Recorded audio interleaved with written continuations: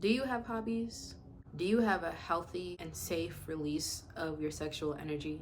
Do you have fun at all outside of the weekends? Does life feel fragrant and happy and fun to you? Do you have really healthy and strong relationships with friends and your peers? Are you married? Is your marriage healthy? Is your relationship healthy? If you answered no to most of these questions, then this video is definitely for you. This is a revelation that was given to me throughout my entrepreneurial journey as someone who is building with the Holy Spirit. When I first started, I was very, very young.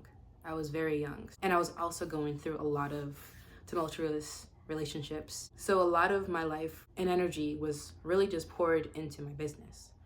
I didn't have much variety in the sources through which my energy was poured into. If it wasn't me in prayer or me studying about my business, it was about I was in my business, head down in my business. But it wasn't until I got a little bit older that I started to take notice and gain more knowledge about the power of my energy and how to use my energy, how to direct my energy, how to nurture my energy, foster my energy, value my energy. It took me until recently to recognize that the input that I've given into my business and the people in my life is valuable and something that should not be taken for granted. And that's kind of where I started to recognize and understand that your business, being an entity, is its own body that receives from you. It receives time from you, it receives money from you, it receives attention from you and care. It receives priority from you. It receives people from you. If you're employing people, you're feeding it people. And with all the things that those people bring to the company, you are giving to it. And of course, the expectation is to produce an outcome. Sometimes that's not always the case. And I'm sure the first thought that came to mind was, oh, my business is profitable. Yes, profitability is very important, but your business also provides in different ways. Some ways are more necessary and unnecessary than the other. Have you ever bailed on something super important in your life in favor of keeping your company running? Have you ever gone hungry in favor of your company? Do you have enough time to spend with your kids as you're running this company? Do you often feel depleted and drained, or do you experience burnout after some time working for your company? Does this company frustrate you? Does it fulfill you? Do you feel angry? Depending on how you answer, can really give way to what type of relationship that you have with your company. And I use the word relationship because it really is a relationship. Your company is its own entity. It's living and breathing and moving and transforming. It's like a baby almost. From the day that you had the conception of idea to now, to where you have employees and offices and your products may be in stores worldwide, whatever it is, it's its own entity. And relationship that you have with it dictates the success for you as a founder. Here's a few things that I want you to understand. All of us, you have needs, desires, and core beliefs that sit at the forefront of your heart and influence every single thing that you do. And if those needs or desires aren't properly being fulfilled and actualized, and if your core beliefs are being affirmed, depending on what they are, good or bad, that takes the relationship that you have with your business. The reason why I asked you all those questions in the beginning is because those are things that are necessary for the complete enrichment of our life. Play and having fun, even as an adult. I don't care if you're 65 or 44 or you're 23. Play and fun is necessary. It's a basic human need that has been undermined and kind of just pushed aside in favor of hyper productivity. Having a good relationship with your family. Your family is your first ministry. They are your first priority. I don't think I mentioned this, but self-care. Do you have a routine to care for yourself? Do you have a routine to pour back into yourself? Are you poured back into it all with the relationship that you have? Is your business pouring into you in the ways that you need to? The relationship that you have with yourself is so, so, so important. And when those things are off balance, or when those needs that you have aren't being fulfilled, and if you have desire to, be loved, that ties into a need. Or maybe you have a belief that says, I am not worthy of free time and fun. Guess what's going to happen? You're going to go straight to your business with your head down and pour all of yourself into this business and treat this business and receive from this business in ways where your husband is supposed to be pouring into you in that way. Or you're going to use this business to affirm this core belief that you aren't worthy of free time and you aren't worthy of fun and play and pleasure. It's the same thing that happens when you have relationships with men, assuming you're a woman or woman.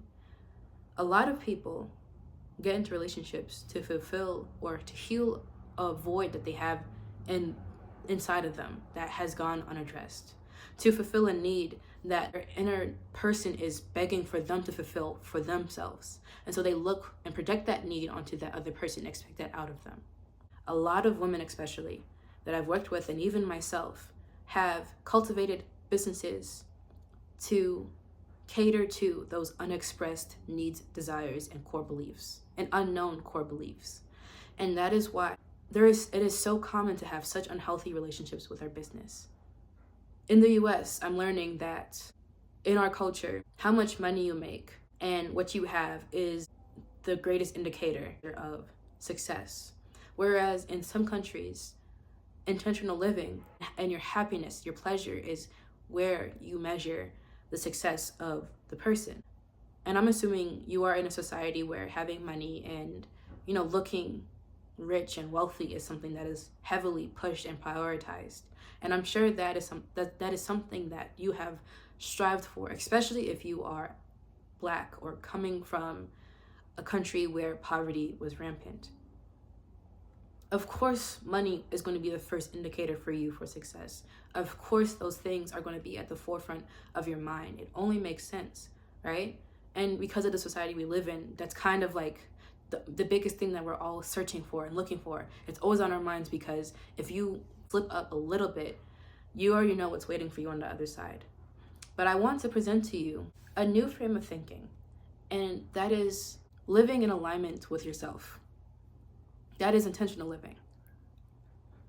And that first step to doing so and to recalibrating this relationship that you've developed with your business is to first recognize, what do you want? What are your desires? And what core beliefs do you have? What are your needs? You have to know those things because as a founder, businesswoman, businessman, whatever you are, whatever is unexpressed or unknown will be poured out into your business.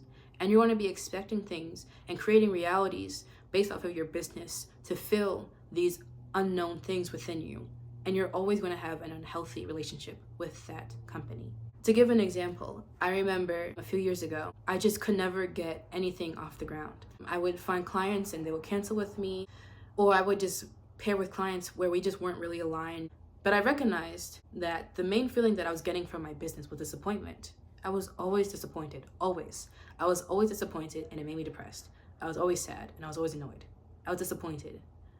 Until one day I really had to think, and I recognized that I expected disappointment from the people in my life and myself. I didn't have the self-trust to believe that I wouldn't disappoint myself.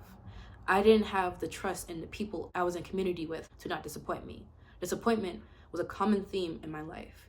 And when I look at my childhood, I was always disappointed. I felt chronic disappointment from my parents, constantly missing the mark with me and putting me in situations that hurt me and betrayed me and really just set me up for humiliation and failure. And so when I was building my business, I recognized I can't build higher than I've built because all I've known is disappointment. So I've created an entity to represent this disappointment, this core belief of disappointment that I've felt inside forever. Any entity that you create or attract, or whatever reality that you manifest towards you, is a reflection of what's going on inside of you. I personally call this enmeshment with your business. Enmeshing with your business is the unhealthy conjoinction. Is that a word? The unhealthy and toxic union between you and your company. You are not your business. Your worth is not derived from your business. Who you are is not derived from your business. You are somebody who has a business, but you are not your business. And your business should never be the source through which you find love, through which you find validation, affirmation. Those things naturally come as you become confident in yourself and your abilities, and you see the successes come. But that should not be the source of it. Those sources come from within you. That comes from inside of you.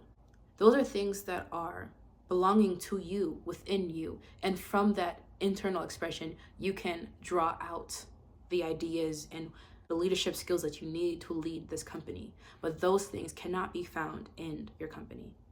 When you are enmeshed with your company, you cannot reach full alignment as a founder. When you are somebody who uses their company to reinforce negative and toxic core beliefs, if you are somebody who may be lonely and uses their company to feel less alone, if you are somebody who needs compassion or desires something and you're finding that in your company, that is an unhealthy use, a misuse of what your brand or your company is.